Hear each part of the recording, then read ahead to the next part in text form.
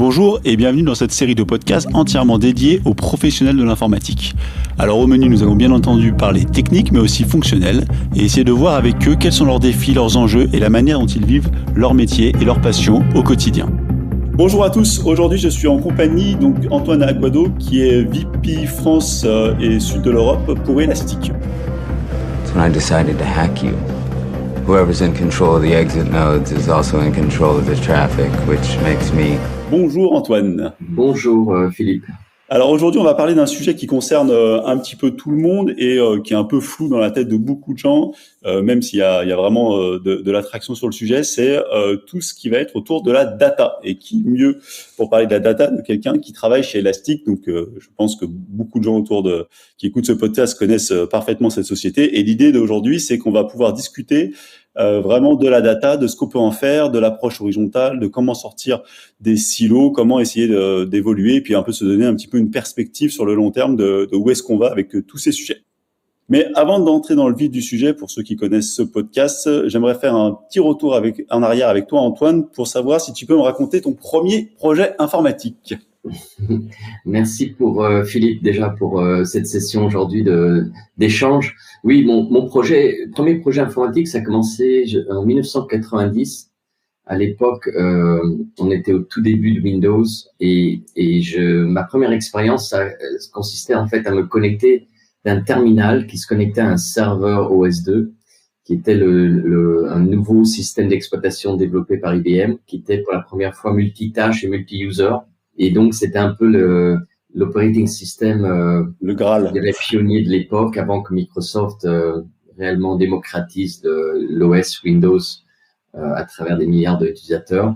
Et c'était un peu, on vivait à l'époque dans un monde mainframe et d'AS400. Donc, OS2 a été un premier OS qui est vraiment avec Apple aussi OS, qui était l'autre alternative d'Apple pour rentrer un peu dans un monde multitâche, multi-user, beaucoup plus d'interface graphique que ce que portait mainframe et AS400. Et c'était le tout début de la virtualisation des applications dans le monde OS2 et dans le monde Windows. Voilà. Ça, c'était ma toute première expérience. D'accord, c'est génial hein, parce que ça remonte finalement à pas si longtemps que ça. Les années 90, c'est pas si loin que ça. Et en plus des ces OS, il y en a encore partout dans les entreprises. Nous, on en croise tout le temps. Alors c'est sûrement des versions un petit peu mises à jour par rapport à celles que tu avais connues, mais en tout cas, il y en a encore plein quoi. C'est loin d'être complètement le passé. Est-ce que tu peux essayer de te présenter en quelques mots ton parcours, pourquoi t'es arrivé chez Elastic et un petit peu ce que tu fais chez Elastic? Oui, moi j'ai 30 ans d'expérience dans l'IT et je suis tombé très vite dans les sociétés américaines cotées en bourse. Donc j'ai commencé, j'ai 3 expériences principales. La première, c'était une start-up à l'époque qui s'appelait Citrix. C'était 100 personnes dans le monde et on était les premiers à démarrer Citrix en Europe. Donc c'était où je suis resté donc 14 ans. Donc j'ai démarré le Citrix France, Citrix Europe du Sud. Et on a grossi et c'est devenu une grosse société. Donc ça, c'était une très belle expérience dans le monde de la virtualisation des desktops et des applications. Ensuite, j'ai rejoint en fait Microsoft. Donc avec Citrix, j'étais à la fois à Paris et à Dubaï. Et ensuite, je suis parti vivre à Singapour où j'ai rejoint Microsoft, le siège Microsoft, où on était au début aussi du cloud. Donc j'ai travaillé 5 ans chez eux, à la fois à Singapour et à Bangkok, sur des projets grands comptes et au début des grands projets cloud. À l'époque, c'était Office 365, les premiers grands projets. Et j'ai fini ensuite à rentrer ensuite après 5 ans en Asie avec Microsoft. Je suis rentré en Europe avec Microsoft où on m'a donné la responsabilité du business Azure sur 12 pays d'Europe. Donc, je portais le quota d'Azure. Et on a été aussi au début, au prémisse d'Azure. C'était quelle année, du coup? C'était le début d'Azure, ça? Oui. Il y a 6 ans, en fait, il y avait vraiment AWS qui était présent partout et il y avait aucune autre alternative. Non, ouais. Voilà. Donc ça, c'était une expérience très riche pour accompagner les grands comptes sur des grands projets de transformation digitale. Et ça s'est fait progressivement. Mais après, il y a eu une vraie accélération d'adoption. Donc c'était une aventure passionnante. Et après, je suis tombé en fait dans le monde de la data et de la sécurité avec Elastic que j'ai rejoint il y a 2 ans, où j'ai pris donc les responsabilités Europe du Sud. D'accord. Et est-ce que tu peux nous présenter Elastic en quelques mots, parce que alors nous on le connaît parce on utilise beaucoup de leurs produits, mais peut-être que pour les auditeurs, il y a peut-être tout le monde ne connaît pas Elastic. C'est quoi aujourd'hui les grandes thématiques que vous traitez chez Elastic? En fait, chez Elastic, on essaie de donner les solutions à l'explosion des données aujourd'hui et d'aider à mieux gérer et à contrôler les données qui est dans les organisations en utilisant un outil de recherche de données qui s'appelle basé sur un stack open source qui s'appelle Elasticstack, et donc qui a été une technologie qui a été lancée il y a 10 ans et qui aujourd'hui a été au début en mode open source. Maintenant on est plus en mode open et free, mais on a eu un grand succès puisqu'on parle de centaines de millions d'utilisateurs d'Elasticstack qui ont utilisé cette technologie pour réellement faire de la recherche de données et de l'observabilité de données et de la sécurisation de leurs données.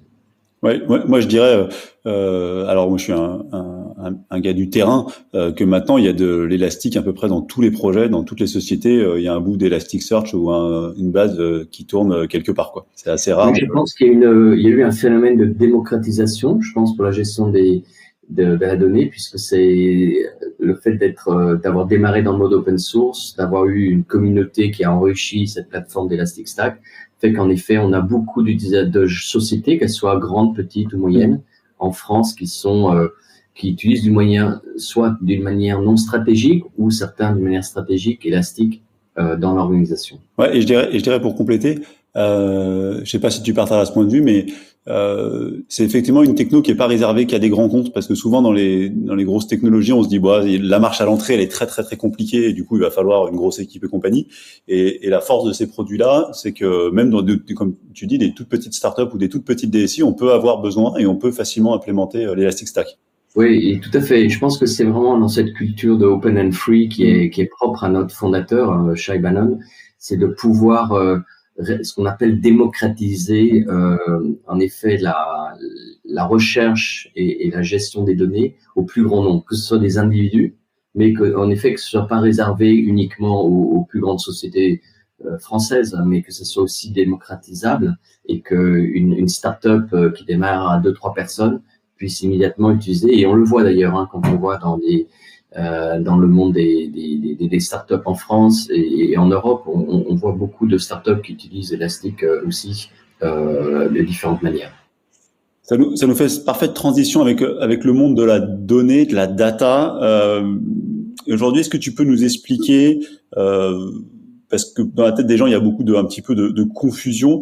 Est-ce que tu peux nous expliquer déjà comment ça fonctionne dans des entreprises qui ont l'habitude de travailler, alors ce qu'on va appeler en silo? Est-ce que tu peux nous dire un petit peu comment tu vois les choses de ce côté-là? Oui, tout à fait. Donc aujourd'hui, comment ça fonctionne aujourd'hui? Aujourd'hui, on voit clairement on est dans un monde d'explosion de la donnée.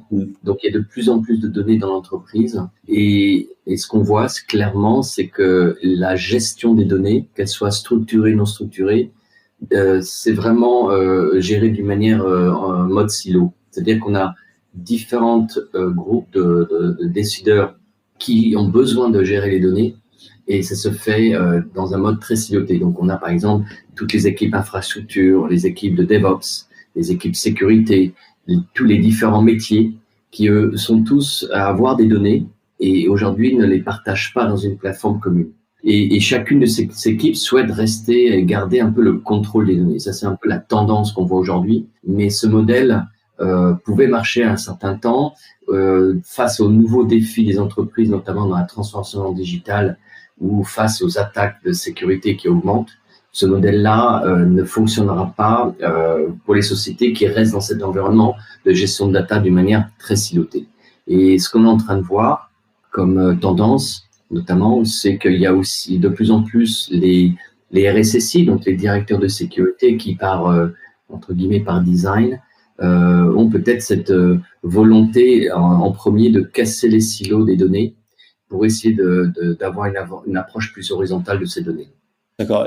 Mais du coup, Moi, je vois beaucoup ça, hein, et on a dans tout le secteur de l'informatique, c'est vraiment les services se parlent pas ou se parlent assez peu parce qu'ils ont des enjeux qui leur sont propres. Est-ce que tu trouves que ça implique aussi de la part du management un vrai changement de culture parce que du coup, il faut arriver à donner cette impulsion de travailler en commun, quoi. Oui, aujourd'hui, le fait que les datas sont encore très silotées, avec plein d'outils différents qui ne sont pas consolidés, qui se parlent pas entre eux, fait que c'est pas que un sujet de sécurité. Donc souvent, c'est souvent les patrons de sécurité, de cyber defense ou les RSSI qui apportent ce sujet-là. Ils l'apportent en discutant vers leurs collègues ou vers les métiers ou vers les équipes IT, mais c'est aussi un enjeu business. C'est-à-dire que aujourd'hui, une société qui veut demain augmenter sa part de marché va être obligée de réfléchir comment ils délivrent des nouveaux services, comment ils se sont moins attaqués aujourd'hui et comment est-ce qu'ils peuvent être plus agiles entre une idée et délivrer un nouveau service. Et aujourd'hui, tous ces nouveaux services dans ce monde digital seront basés sur la data. Or, on pense que les sociétés qui seront gagnantes demain sont les sociétés qui ont un contrôle de la data, qui bâtissent des nouveaux services autour de la data en créant de la valeur autour de la data. Et donc, ce sujet de la data qui était un peu plutôt un sujet pour les équipes techniques ou les équipes de sécu, c'est en train d'arriver au niveau du COMEX et les conseils d'administration des sociétés. Par exemple, quand Airbus avait été attaqué il y a quelques années par des Chinois, voilà, il y a eu beaucoup de données qui ont été volées et où on soupçonne qui ont été volées. Donc c'est un sujet qui est arrivé au conseil d'administration d'Airbus. Ouais.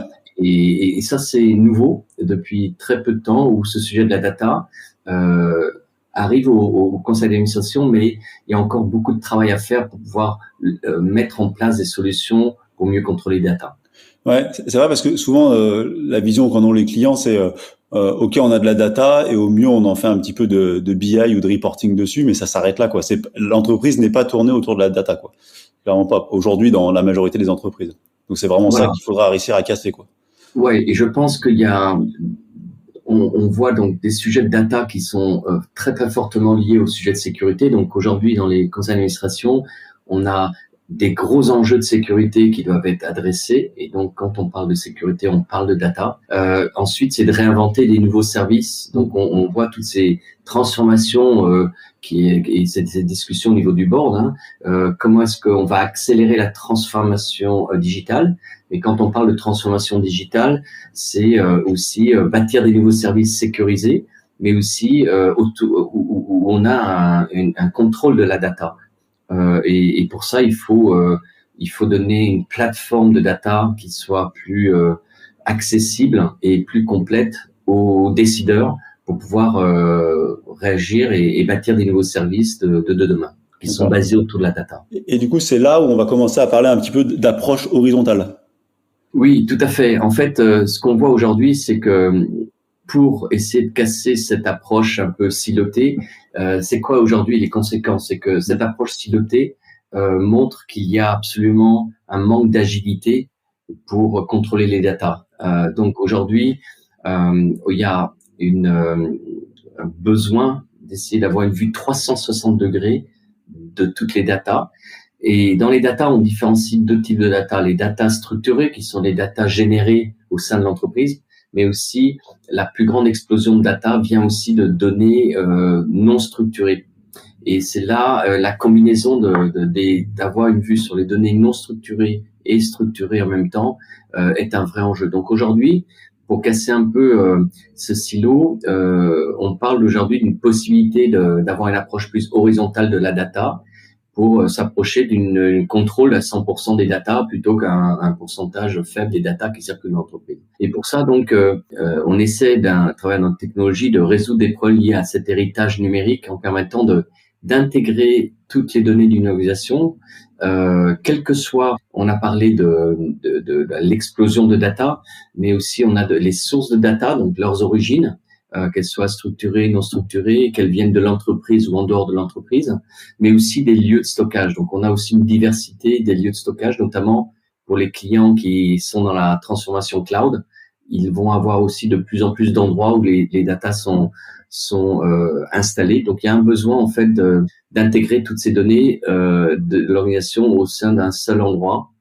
Et deuxième chose, il y a un challenge aussi de performance, c'est-à-dire que on voit dans l'entreprise l'approche silotée permet de gérer une certaine volumétrie. Et si on veut avoir une vue horizontale, on se retrouve avec des volumes de données énormes à gérer. On parle plus que de terabytes, on parle aussi de pétabytes d'injection par jour pour certains de nos gros clients. Et souvent, si on veut vraiment gérer des gros volumes, donc on parle de big data, se pose souvent le problème, est-ce que le big data va pas ralentir la gestion de ces data?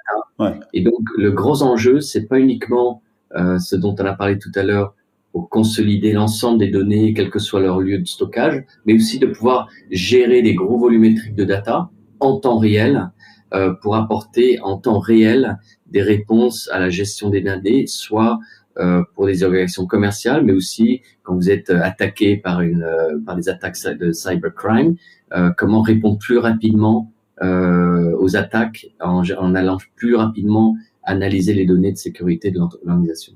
D'accord. Tu parles beaucoup depuis tout à l'heure de données structurées et de données non structurées ou semi-structurées. Est-ce que tu peux, alors pour moi c'est clair, mais pour beaucoup de gens qui nous écoutent, c'est pas forcément clair cette notion. Est-ce que tu peux expliquer avec des mots simples un peu la différence entre les deux? Bien sûr. Les données non structurées, c'est les données qui viennent d'Internet, qui viennent des réseaux sociaux, de sites web, qui sont pas des données qui appartiennent à l'entreprise. Donc prenez un exemple d'un directeur marketing qui a des statistiques de vente et de localisation de points de vente d'un produit. Il peut très bien prendre ces données-là, historiques, et faire une projection dans l'avenir. Mais pour faire cette projection dans l'avenir, il va rajouter des données historiques qui ne sont pas les données de l'entreprise. Par exemple, il va intégrer des données de météorologie, de circulation qu'on peut récupérer très souvent gratuitement ou en payant à un moindre coût, et mélanger ces deux données par rapport à une localisation de données de vente, et c'est de voir s'il y a des corrélations. Donc, par exemple, si il y a les jours de pluie, il y a peut-être 50% d'augmentation de vente dans ces points de vente. Si, en fonction des heures de trafic, il y a un impact sur les ventes. Donc, réunir ces données qui viennent en dehors de l'entreprise, comme des informations de trafic ou des informations de météo, avec des chiffres de vente, ça leur permet de prendre avoir un autre niveau d'analyse et ensuite prendre des décisions futures par rapport à un existant, et on a enrichi les valeurs de données structurées et non structurées par rapport à leur business. D'accord. Et moi, je trouve ça intéressant que tu spécifies ça, parce qu'on a aussi un peu ça dans le domaine du développement. C'est-à-dire que le SI, finalement, il est à la croisée entre des briques logicielles, des briques SI que tu vas utiliser chez toi, que tu maîtrises, et puis tout un tas d'autres services qui viennent un peu compléter ta vision du monde et être capable de prendre une décision. C'est un peu la même vue avec les données, quoi. Il y a les données de l'entreprise qu'on maîtrise, et puis il y a les données qui viennent de l'environnement, si je puis dire, et qui vont apporter une vision complémentaire. Tout à fait. Et c'est ça vraiment les enjeux qu'on trouve intéressants dans les enjeux de demain. Ce sont des sociétés qui vont justement essayer de créer plus de valeur autour des données, soit structurées ou non structurées, en les associant, en trouvant en créant de l'analyse autour de ces données, et avec des outils de monitoring qui fait que les décideurs pourront plus facilement prendre des bonnes décisions. Et donc, on retourne vers la data qui devient un enjeu stratégique au niveau des décisionnaires. Mais je dirais qu'il y a, pour revenir juste, on a parlé des volumétries de data et des besoins d'analyser en temps réel. On a parlé de différents types de data et de lieux de stockage. Je dirais qu'il y a, par rapport à l'approche horizontale, il y a un troisième gros sujet qui est le coût, en fait, de gérer ces données.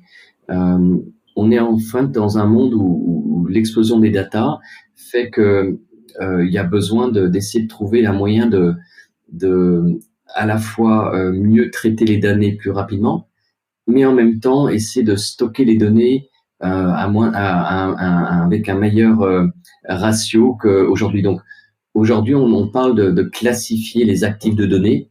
Toutes les données n'ont pas vraiment les mêmes valeurs. Il y a des données où on n'a pas forcément besoin d'une analyse en temps réel en quelques secondes. Il y a des données qu'on peut attendre peut-être un traitement d'information qui durerait peut-être 1 heure ou 2 heures. On n'aura pas le même coût de gestion de données et de stockage de données si on a besoin des données, par exemple pour un trader dans une banque qui veut avoir des données en temps réel. Donc c'est pour ça qu'aujourd'hui on a des technologies chez Elastic qui permet aussi de mieux gérer la gestion des données en fonction de la valeur et de la vitesse d'accès que le client souhaiterait avoir. Donc un accès plus rapide va faire qu'on va stocker des données d'une manière un peu plus en temps réel, des données, mais on sait aussi gérer des grosses données, par exemple des données que des banques doivent par exemple garder d'un historique pour des raisons de compliance de plusieurs années des données de leurs clients. Ce sont des données qui seront gérées au stockage à moindre coût. Donc on sait gérer les différents besoins et faire une classification des données et de leur valeur en fonction du temps de réponse et d'accès aux données que demande le client, pour essayer d'optimiser le stockage de ces données. Parce que c'est vrai que le coût de la data peut vite devenir prohibitif. C'est-à-dire que quand on commence à rentrer sur des volumes de données très conséquents, tu parlais tout à l'heure de plusieurs téras par jour, ça peut vite faire des factures qui soient vraiment prohibitives. Donc c'est vrai que se poser la question de savoir, c'est des choses qu'on entend souvent chez nos clients, de se dire comment je fais pour un peu minimiser les coûts, parce qu'effectivement on peut pas exploser les coûts de la data dans les prochaines années, quoi. Alors c'est un vrai sujet, donc les acteurs aujourd'hui qu'on voit dans le monde qui veulent apporter une réflexion plus stratégique et horizontale de la plateforme n'ont pas forcément les mêmes approches de tarifaires proposées à leurs clients. Donc déjà, Elastic est une société à l'origine open source et maintenant open and free, donc il y a plein de choses qui peuvent être faites gratuitement et pour avoir un premier accès.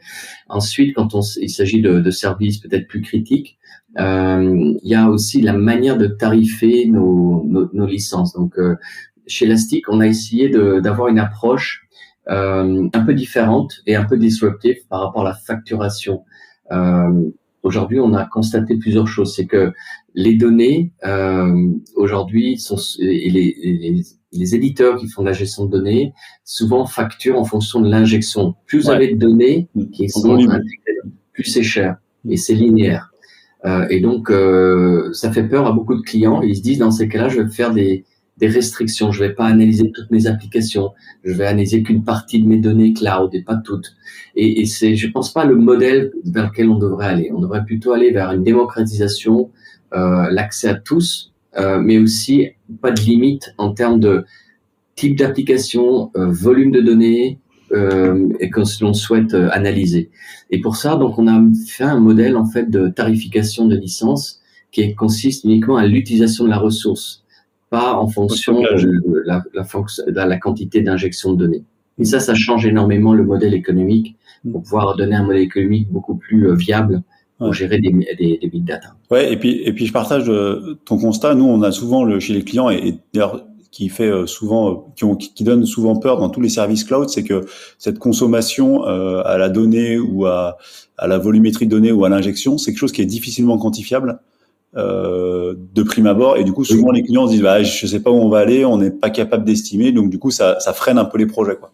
C'est vrai. Et en plus, il y a beaucoup de tarifications différentes. Donc, il y a beaucoup de tarifications à l'injection, mais comme la gestion des données, c'est pas uniquement des données de sécurité, c'est aussi monitorer des données d'observabilité d'infra, d'application ou des données de search.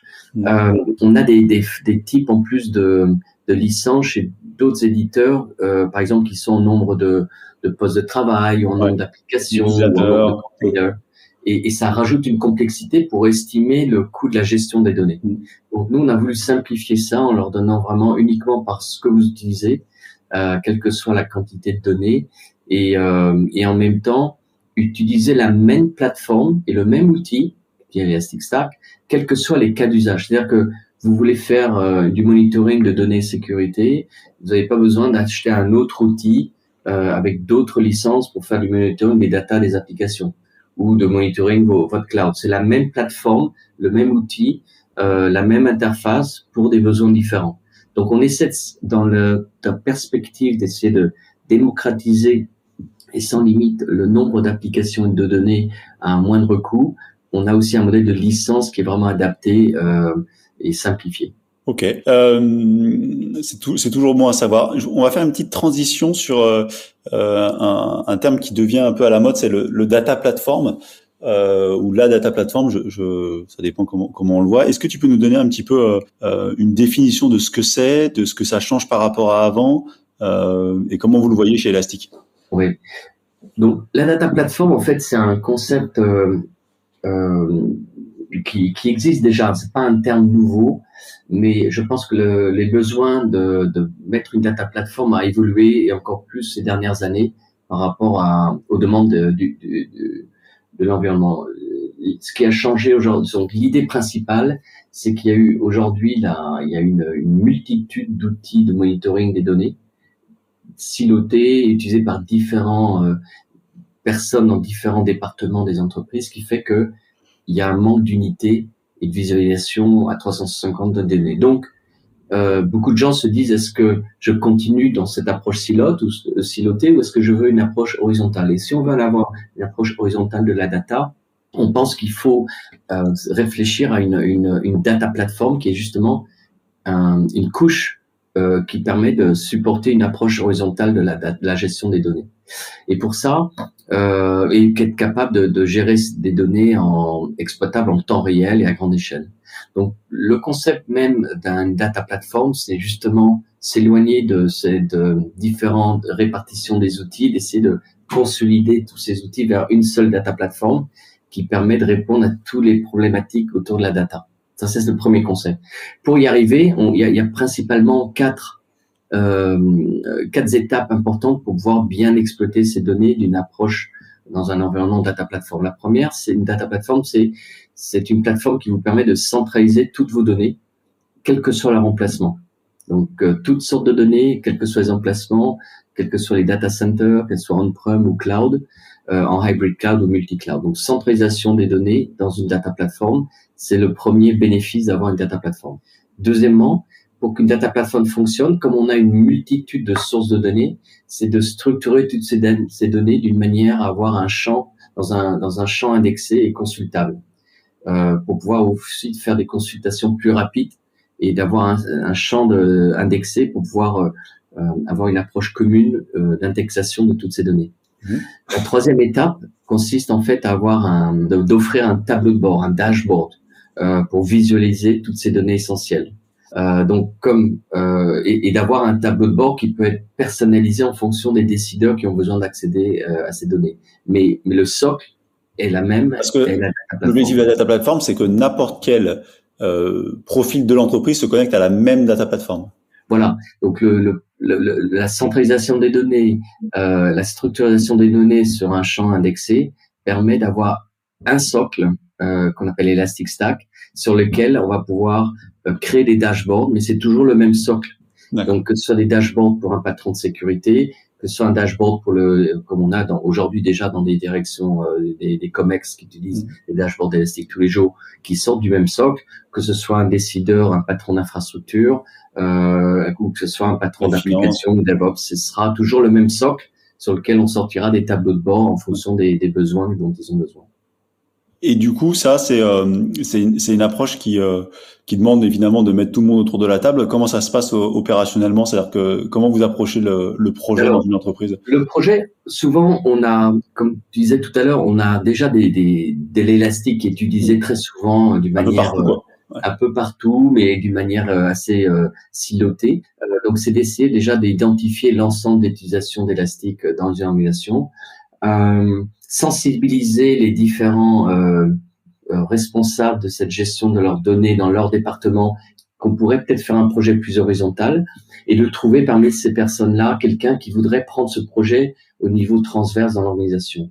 Donc, on voit par exemple des gens qui veulent porter ce projet et l'amener éventuellement au board, au COMEX, c'est par exemple les patrons de sécurité et de cybersécurité, donc les RSSI, mais aussi beaucoup de CTO, donc qui vraiment réfléchissent aux besoins de demain, de transformation de leur environnement.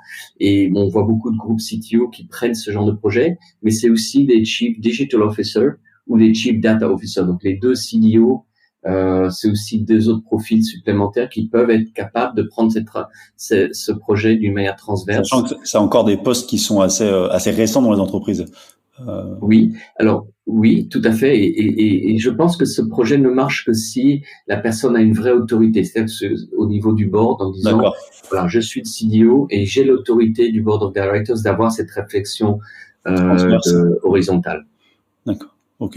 En tout cas, c'est passionnant tous ces sujets de données. Moi, j'espère que les gens qui nous écoutent dans les entreprises se rendent compte que, effectivement, comme tu le disais, Antoine, dans le futur, c'est ces entreprises qui auront cette capacité à avoir mutualisé la donnée. Je vais dire ça avec mes mots, mais à l'avoir comprise et à l'avoir centralisée, qui seront capables derrière de proposer des trucs un peu innovants et d'être capables d'être assez réactifs, quoi. Tout à fait. Tout à fait. C'est un des vrais enjeux. Je pense que comme il y a 10 ans, quand on était au début du cloud dans les entreprises, tout le monde parlait du cloud, mais personne n'en faisait, et on essaie de réfléchir comment est-ce qu'on allait réellement y aller et quelle valeur on pourrait avoir de faire la transformation digitale. On est 10 ans plus tard. Voilà, on est pas vraiment dans le mainstream, mais on est dans un mode d'accélération de la transformation digitale. Maintenant, je pense qu'on est dans cette nouvelle vague. Aujourd'hui, on pense que les data, la sécurité et le cloud, ça reste les 3 sujets, on trouve vraiment, de transformation majeure pour aider les entreprises à se transformer. Et Elastic touche à ces 3 sujets. Donc, oui, je pense que il faut réfléchir comment la data peut vraiment aider dans la transformation numérique de chaque société qui est en cours, et comment que la data puisse être un vrai asset, en fait, pour l'entreprise, pour les projets de demain. Je poserai une dernière question sur Elastic avant de passer à la conclusion. Aujourd'hui, c'est quoi votre roadmap, si je puis dire? C'est quoi les gros sujets, les gros enjeux sur lesquels vous allez travailler sur les prochaines années? C'est quoi? C'est d'essayer de rendre les choses plus universelles et plus accessibles? Ou vous avez vraiment une vision à moyen long terme de sur quoi vous allez travailler? Oui, je pense que on travaille beaucoup sur continuer à augmenter ce qu'on appelle une stratégie de XDR d'un point de vue sécurité, c'est-à-dire avoir encore une fois, dans le monde de la sécurité, c'est aussi très siloté au niveau des outils. Donc, on travaille beaucoup pour apporter Elastic comme data platform pour les décideurs de sécurité, pour résoudre plusieurs problématiques. Donc, par exemple, réunir des solutions de SOC et de SIEM et de endpoint dans une seule plateforme. Donc, aujourd'hui, on peut faire 3 solutions différentes pour ce que je vous ai cité, mais on peut utiliser que Elastic comme data platform pour les enjeux de sécurité. Donc, une volonté de réseau, plus de solutions de sécurité, de challenge sécurité au sein de la plateforme d'Elastic Security. Ça, c'est un premier enjeu. On a récemment fait des acquisitions pour essayer d'être aussi un acteur pour résoudre aussi toutes les problématiques liées à la gestion hybrid et multi-cloud. Aujourd'hui, on a des gros investissements de fonctionnalités pour pouvoir, par exemple, mieux gérer la gestion du search dans un environnement hybrid et multi-cloud. Typiquement, qu'est-ce qu'on est en train de voir, c'est que à peu près chaque entreprise a en général au moins un cloud provider, mais maintenant, ils commencent à en avoir un deuxième. Et plus, ils ont encore des data au niveau de leur data center. Si on veut faire une gestion des données dans ces environnements, capable d'adresser souvent, pour l'instant, les gens commençaient à tout consolider leur data dans un seul data lake. Ça, c'est une approche possible, mais quand on est en accélération de l'adoption du cloud et des données dans le cloud, ça devient une option chère. À savoir que il faut aussi télécharger et dupliquer les données qui tournent, par exemple, sur un cloud provider et les consolider dans le data lake qui est unique. Donc, il y a d'autres approches, par exemple, pour résoudre ces problèmes-là, on a notamment utilisé des fonctionnalités qui s'appellent Searchable Snap, Cross-Cluster Search, qui permet au lieu de télécharger toutes les données du cloud, que faire de la recherche dans les différents clusters dans le cloud et uniquement sortir les datas qui sont les résultats du search et uniquement télécharger du cloud vers le data lake où se trouve l'outil de monitoring pour faire des économies qu'on appelle de DTS, qui sont souvent des coûts cachés aujourd'hui dans les business models qu'on veut fortement réduire en optimisant la gestion dans les multi-cloud et hybrid cloud. Donc, je dirais beaucoup d'investissements dans la sécurité pour pouvoir, encore une fois, apporter plus une approche horizontale des outils de gestion de sécurité. Donc, on est vraiment dans une stratégie qu'on appelle XDR, de résoudre plusieurs problématiques et challenges de patrons de sécurité autour de la plateforme Elastic Security, et beaucoup d'optimisation autour de la gestion des applications, donc de type APM pour les applications critiques, et en même temps dans les environnements cloud et hybrid cloud et multi-cloud. Pas de quoi chômer. Voilà, il y a du boulot. Il y a du boulot. On va essayer de conclure. Moi, j'aime bien poser deux questions qui me tiennent à cœur. C'est est-ce que tu as 30 ans d'expérience, donc tu commences à avoir un peu de vécu dans le domaine de l'informatique, on va dire ça comme ça. Est-ce que tu as encore un rêve technologique ou un rêve d'un projet qui te fait encore rêver à l'heure actuelle? Alors, pour être franc avec toi, il y a un livre que j'ai lu il y a 2 ans qui était la biographie de Elon Musk, qui m'a beaucoup marqué. Son projet à lui, c'est Mars, en fait, depuis plusieurs années. Et donc, en lisant beaucoup sur ce qui est en train de se passer, je trouve que le prochain grand, je pense qu'il y a 2 grands projets technologiques et d'aventures, d'innovation qui devant nous. Le premier, c'est la conquête de l'espace.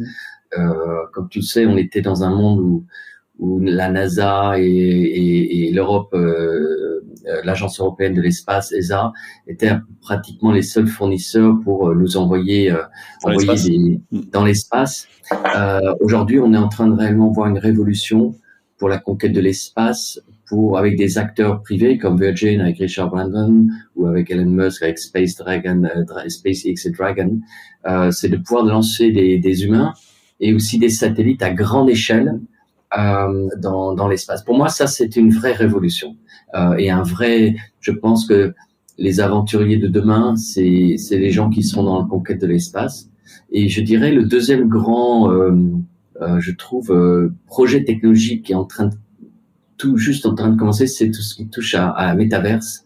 Donc, cette création du monde virtuel dans lequel on est en train de voir les acteurs de l'e-commerce ou les GAFAM en train d'investir dans ce nouveau concept de trouver des nouveaux moyens de commercialisation, des nouveaux moyens d'échange avec la crypto-monnaie, des blockchains, mais aussi une évolution dans l'échange dans les réseaux sociaux.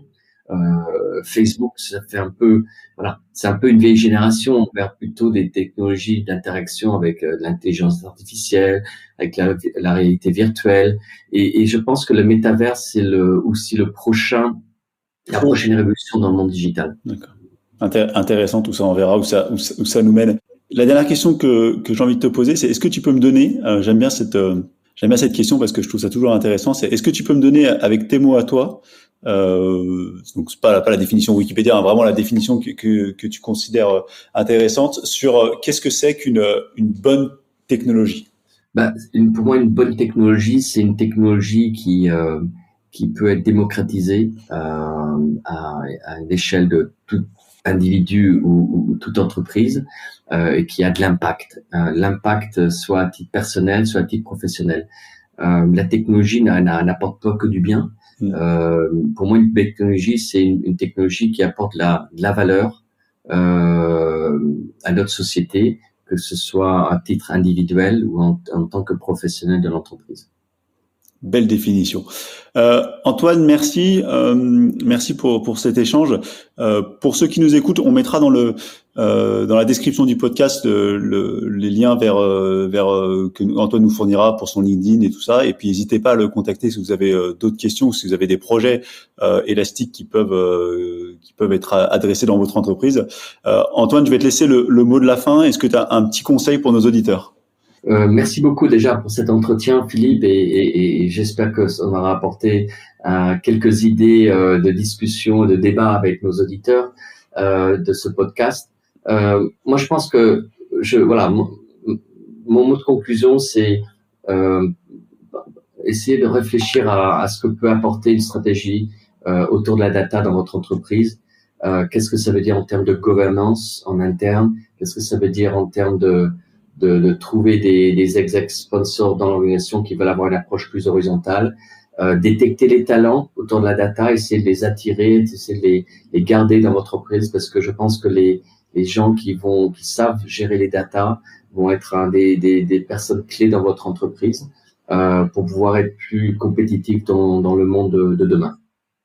Parfait. Merci Antoine. Merci beaucoup pour cet échange, Philippe. C'était très intéressant. Et à bientôt, j'espère.